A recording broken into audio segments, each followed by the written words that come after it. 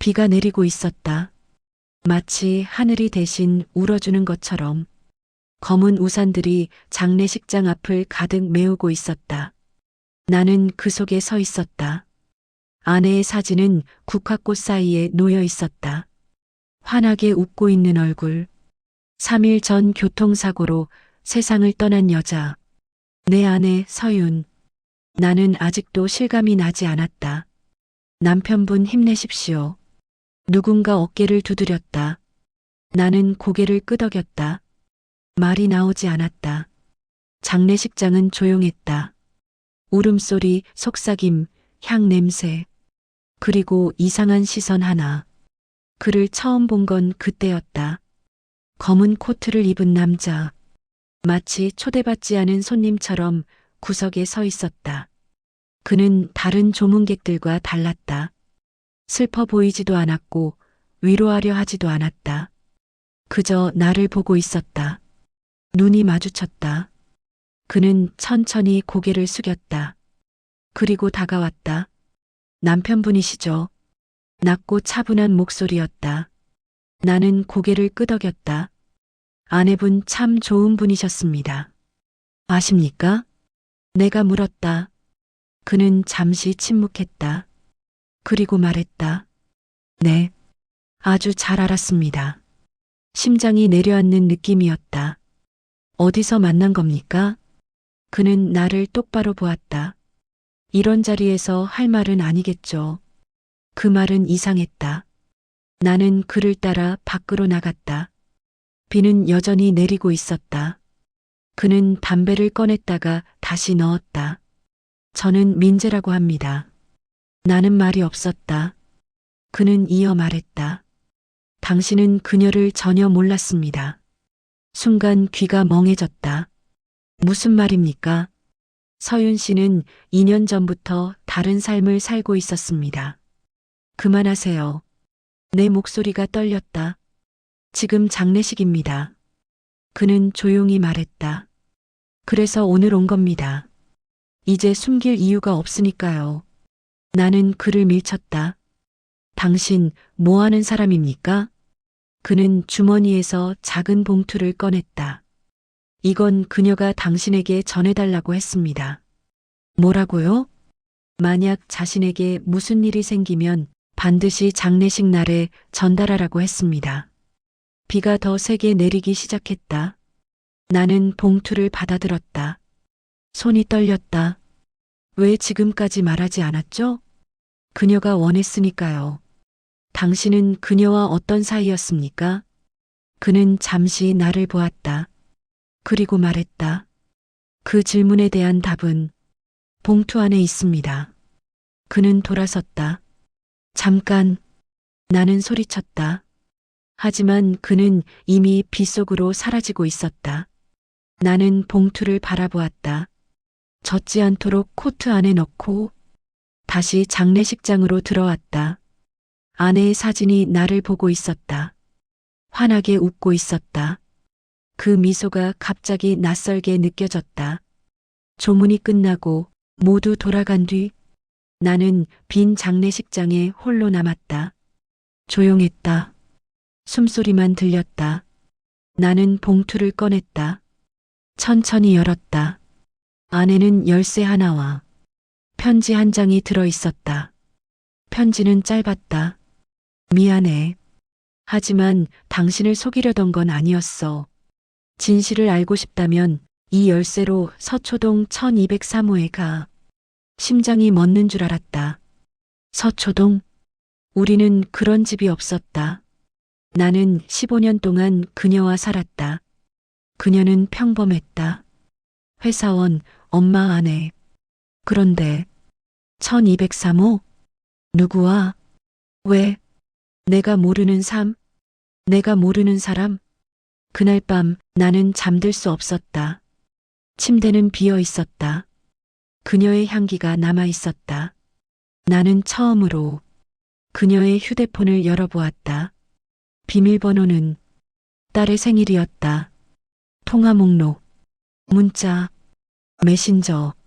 모든 것이 평범했다. 너무 평범했다. 그게 더 무서웠다. 그리고 숨겨진 폴더 하나, 비밀번호가 걸려 있었다. 나는 열지 못했다. 그때였다. 낯선 번호로 문자가 왔다. 열어보셨습니까? 나는 숨이 멎었다. 그 남자였다. 누구입니까? 정확히 말하세요. 답장이 왔다. 그녀는 당신을 사랑했습니다. 하지만 당신은 그녀를 이해하지 못했죠. 나는 전화를 걸었다. 그는 받지 않았다. 다시 문자가 왔다. 1203호에 가보세요. 거기서 시작입니다. 나는 창밖을 바라보았다. 비는 멈춰 있었다. 하지만 내 안에서는 폭풍이 시작되고 있었다. 나는 아내의 장례식에서 처음으로 깨달았다. 나는 그녀를 전혀 몰랐다는 것을, 그리고 어쩌면 그녀는 나보다 누군가를 더 신뢰했을지도 모른다는 것을. 다음 날 나는 서초동으로 향했다. 1203호 앞에 섰다. 열쇠를 꽂았다. 문이 열렸다. 그리고 그 안에서 나는 장례식이 끝난 뒤에도 그 남자의 얼굴이 머릿속에서 떠나지 않았다. 검은 정장, 굳은 표정, 그리고 나를 보는 눈빛. 슬픔이 아니었다. 죄책감도 아니었다. 마치 이제 당신 차례입니다. 라고 말하는 것 같았다.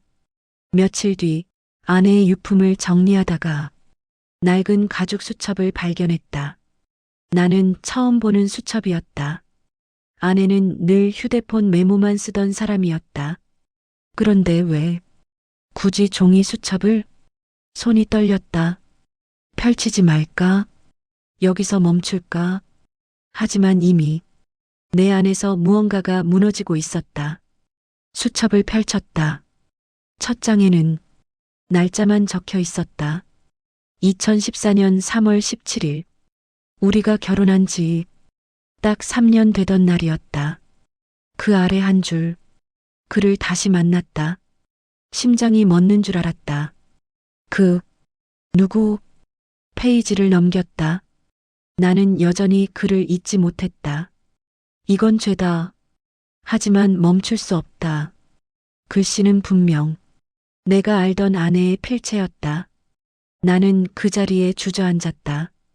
그럼 장례식장에서 본 그 남자가. 그때 휴대폰이 울렸다. 발신자 표시 없음. 받지 말까 고민하다가 무의식적으로 통화 버튼을 눌렀다. 보셨군요. 낮고 차분한 남자 목소리. 나는 아무 말도 하지 못했다. 수첩. 찾으셨죠? 손이 얼어붙었다. 당신은 누구야? 잠시 침묵. 그리고 그가 말했다. 제가 장례식에 있었던 이유를 알아야 하지 않겠습니까? 그는 내일 만나자고 했다. 장소는 아내가 자주 가던 카페. 나는 그 카페에 단 한 번도 간 적이 없었다. 왜 나에게 말하지 않았을까? 왜 나는 아내의 삶을 몰랐을까? 다음 날, 그 남자는 이미 와 있었다. 가까이에서 보니 생각보다 젊었다. 나보다 최소 10살은 어려 보였다. 앉으시죠. 나는 그를 노려보며 앉았다. 당신과 내 아내는 무슨 사이였지? 그는 잠시 나를 바라보더니 천천히 말했다. 사랑했습니다. 머릿속에서 무언가 터졌다. 의자가 뒤로 밀렸다. 당신이 우리 결혼 생활 동안? 그는 고개를 끄덕이지도 부정하지도 않았다. 대신 가방에서 봉투 하나를 꺼냈다. 이건 당신이 알아야 할 진실입니다. 봉투 안에는 사진들이 들어 있었다. 아내와 그 남자 웃고 있었다. 내가 본 적 없는 표정으로. 그 순간 분노보다 먼저 떠오른 감정은 이상하게도 허무였다. 나는 10년 동안 무엇을 살았던 걸까? 그가 마지막으로 말했다. 하지만 당신이 모르는 게 하나 더 있습니다. 나는 숨을 삼켰다. 그 아이는 제 아이입니다. 시간이 멈췄다. 그 아이, 우리 아들, 아니면 그 아이는 제 아이입니다. 카페 안의 소리가 사라졌다. 심장이 귀 옆에서 뛰는 것 같았다. 무슨 소리야? 내 목소리는 낮았지만 손은 떨리고 있었다. 그는 시선을 피하지 않았다. 당신 아들 준호, 혈액형 알고 계시죠? 나는 자동적으로 대답했다. B형이다. 나는 O형, 아내는 O형, 의사는 예전에 가능은 합니다. 라고 말했었다. 그때는 아무 생각도 하지 않았다. 그는 조용히 말했다. 저도 B형입니다. 숨이 막혔다. 거짓말이지. 확인해 보십시오. 그는 가방에서 또 하나의 서류를 꺼냈다. 병원 로고가 찍힌 봉투. 안에는 DNA 검사 결과지. 검사 대상자 이름. 김도윤. 아내의 이름이었다. 그리고 김준호. 우리 아들의 이름. 결과 친자 관계 일치. 하지만 비교 대상은 내 이름이 아니었다. 그 남자의 이름이었다. 머리가 하얘졌다. 이게 조작이 아니라고 생각하나? 그는 씁쓸하게 웃었다. 저도 믿고 싶지 않았습니다. 나는 서류를 움켜쥐었다. 글자가 흔들렸다. 내가 키운 아이. 10살 때 자전거를 가르쳐줬고 고등학교 입학식에서 울었고 군대 보낼 때 술을 마셨다. 그 아이가 내 아이가 아니라는 말인가? 왜 이제 와서 말하는 거지? 그는 잠시 침묵했다. 그녀가 죽기 전에 연락했습니다. 숨이 멎었다. 당신에게 말하지 못한 걸 제가 대신 말해달라고. 가슴이 내려앉았다. 왜? 그는 낮게 말했다. 당신이 모든 걸 알아야 한다고 했습니다. 그 순간 문득 장례식 날이 떠올랐다. 관 속의 아내, 차분한 얼굴, 마치 모든 걸 정리한 사람처럼 그녀는 당신을 사랑했습니다. 나는 비웃었다. 사랑한 사람이 배신을 해? 그는 고개를 저었다. 당신은 그녀의 병을 몰랐습니까? 순간 심장이 덜컥 내려앉았다. 무슨 병? 그의 표정이 굳었다. 암이었습니다. 세상이 무너지는 소리가 들렸다. 말도 안 돼. 3년 전부터였습니다. 말기 판정을 받았고 치료를 거부했습니다. 나는 숨을 쉴 수 없었다. 3년 전, 그때부터 아내는 조금씩 달라졌다.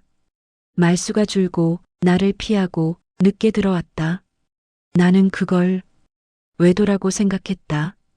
왜 나한테 말 안 했지? 그는 조용히 말했다. 당신이 버티지 못할까봐. 눈앞이 흐려졌다. 나는 벽을 짚었다. 그럼 아이는? 그는 깊게 숨을 들이켰다. 당신 아들 맞습니다. 나는 그를 노려봤다. 방금은 준호는 당신 아들입니다. 제가 말한 아이는 다른 아이입니다. 머릿속이 멈췄다. 다른 아이? 그는 마지막 말을 꺼냈다. 당신에게는 딸이 하나 더 있습니다. 공기가 멎었다. 그녀가 제 아이를 낳았습니다. 심장이 터질 듯 뛰었다. 그리고 그 아이는 아직 살아 있습니다. 딸이 하나 더 있습니다. 나는 한동안 아무 말도 하지 못했다. 분노도 욕설도 나오지 않았다. 그저 숨이 잘 쉬어지지 않았다. 몇 살이지? 겨우 꺼낸 말이었다. 8살입니다. 8. 내 아들보다 10살 어리다. 그 아이가 태어날 무렵 나는 승진을 준비하고 있었고 아내는 유난히 집에 늦게 들어왔다. 나는 그때 그녀를 의심했다. 하지만 묻지 않았다. 피곤했고 싸우기 싫었고 그냥 모른 척했다. 이름은 서윤입니다. 나는 그 이름을 마음속으로 반복했다. 서윤. 내가 모르는 내 딸의 이름. 왜 나를 찾았지? 그는 잠시 시선을 내렸다. 그 아이 혼자입니다. 당신은? 제가 키우고 있습니다. 나는 그를 노려봤다. 그럼 당신이 책임지면 되잖아. 그는 천천히 고개를 저었다. 그 아이는 당신 아내가 마지막까지, 아버지는 당신 한 사람뿐이라고 말했습니다. 가슴이 내려앉았다. 무슨 말이야? 서류상 아버지는 저입니다. 하지만 그녀는 그 아이가 당신을 닮았다고 했습니다. 나는 숨이 막혔다. 장난치지 마. 그는 낮게 말했다. 아이를 보면 압니다. 집으로 돌아오는 길, 핸들을 잡은 손이 계속 떨렸다. 아내의 사진이 떠올랐다. 내가 알던 여자, 조용하고 책임감 있고 아이를 끔찍이 아끼던 사람. 그 여자가 또 다른 아이를 낳았다고? 그리고 나에게 말하지 않았다고? 집에 도착했을 때 준호가 거실에 앉아 있었다. 아빠, 어디 갔다 왔어요? 평소와 똑같은 목소리. 나는 그 얼굴을 오래 바라봤다. 눈매, 입술, 웃을 때 올라가는 볼. 정말 나를 닮았나? 아니면 내가 그렇게 믿고 싶었던 걸까? 왜 그렇게 봐요? 나는 고개를 돌렸다. 아무것도 아니다. 목이 메었다. 그날 밤 아내의 옷장을 다시 열었다. 맨 아래 서랍. 한 번도 열어본 적 없는 작은 상자. 그 안에는 아기 손목 밴드가 들어 있었다. 병원 이름과 날짜. 8년 전. 그리고 적힌 이름. 김서윤. 무릎이 풀렸다. 이건 부정할 수 없는 현실이었다. 상자 안에는 편지도 있었다. 내 이름이 적힌 봉투. 손이 떨렸다. 천천히 열었다. 당신에게. 짧은 첫 문장. 나는 숨을 삼켰다. 편지를 읽기 시작했다. 미안해요. 당신을 사랑했어요. 지금도 사랑해요. 하지만 나는 겁이 났어요. 병원에서 시간을 들었을 때 나는 무너졌어요. 당신을 남겨두고 떠난다는 게 견딜 수 없었어요. 그래서 당신을 미워하게 만들려고 했어요. 나쁜 사람이 되면 당신이 덜 아플 것 같았어요. 눈물이 떨어졌다. 글씨가 번졌다. 그 아이는 죄가 없어요. 서윤이는 당신을 닮았어요. 나는 마지막까지 당신이 두 아이의 아버지라고 믿고 싶었어요. 편지는 거기서 끝났다. 나는 바닥에 주저앉았다. 분노가 아니었다. 배신감도 아니었다. 그보다 더 무서운 감정. 나는 아내를 한 번도 제대로 이해하려 하지 않았다는 사실. 그녀의 외로움도, 두려움도, 아픔도 나는 몰랐다. 아니, 알려고 하지 않았다. 다음 날 아침, 그 남자에게 메시지를 보냈다. 아이를 만나겠다.